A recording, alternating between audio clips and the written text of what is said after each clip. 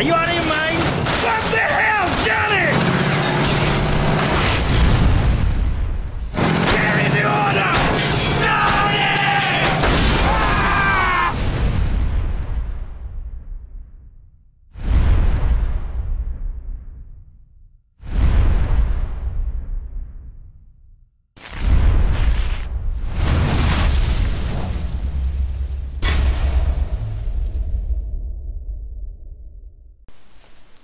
Hello everyone and welcome to this tutorial about SPGs.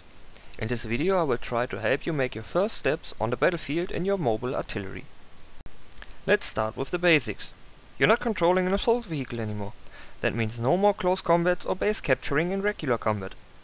Your new playstyle will be hiding far away from the front lines and throwing heavy bombs on unsuspecting enemy tanks that have no way of returning fire immediately. A setback is the low survivability of SPGs in direct combat. Since SPGs usually have the thinnest armor in their respective tier, they can be penetrated even by small calibers. Their slow turning speed makes them easy to flank, and the long reload times a quite defenseless target, so a good hideout is strongly advised. If you haven't decided on which faction's SPG you want to use, here is some info. I find the Soviet SPG line to be quite inconsistent. While their speed limit until the highest tier is always at about 30 km per hour, the traverse speed varies drastically, and especially the jump from 30 degrees per second with the SU-5 to 18 degrees per second with the SU-8 is a major setback. But the firing rate of the SPGs is formidable and unmatched by the enemy. Soviet SPGs can mount their strongest gun already at tier 6. The tier 8 SPG however mounts a weaker gun, but with better overall characteristics. That gun is also the most accurate one among the tier 8 SPGs with the fastest aim speed. The Germans have guns with good accuracy and decent penetration and damage values, but they lack the reload time of the American and Russian counterparts. American SPGs advance more consistently than their counterparts and lead to the single most strongest gun in the game with a devastating damage of 2250 average. With one exception, their rate of fire slowly but consistently decreases, while the accuracy more or less stays consistent and aim speed and damage increases. I'd recommend playing the American SPG for the steady advancement. Now let's take a look at the garage. Because an SPG heavily relies on allied reconnaissance, you must aim on purchasing the best radio you can mount.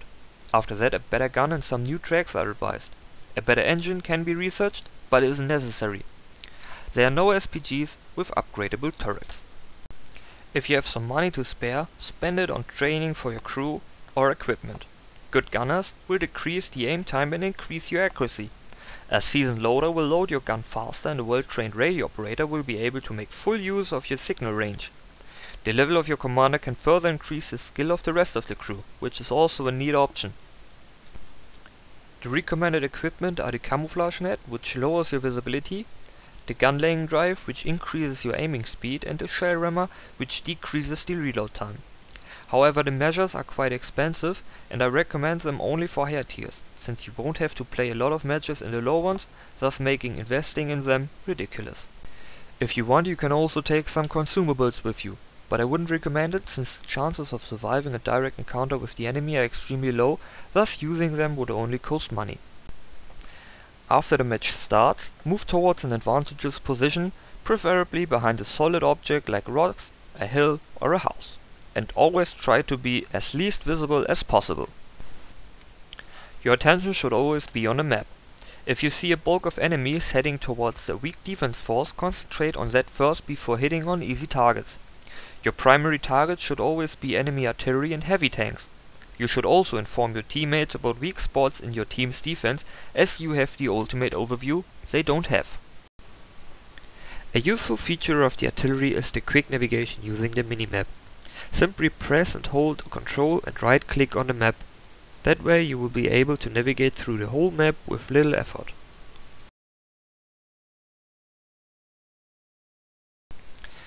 Especially in the higher tiers where your gun range spans across the whole map, you must also take into consideration that your shells can take quite a while to its destination, so moving targets are extremely hard to hit, especially if they are zigzagging. Playing SPG also requires some degree of foresight and experience as to where the enemy is most likely to come from or where your team scout is most likely to detect them. move your chassis towards that direction and lock the hull. By default you can do that by pressing X. On the bottom left you will see an exclamation mark appear. Locking the hull will prevent your SPG to turn when you move your gun, which is important, as a moving hull will severely screw up your aim and it will take precious seconds to regain the accuracy you achieved by not moving at all. If all hell breaks loose and enemy tanks do reach your base, you can always switch to TD mode and try hitting them straight on. But a fast retreat is recommended when you feel you are outgunned. If you happen to survive a direct confrontation, you must leave your current position. If the enemy artillery is still intact, they will try to hit you immediately. You won't have to go far though, if there are probably no other tanks near your perimeter. When you finally have enough money or experience to buy a new tank, demount everything you can use on your next vehicle. That includes crew, modules such as gun, engine and radio, all consumables and the demountable equipment like camo net or toolbox.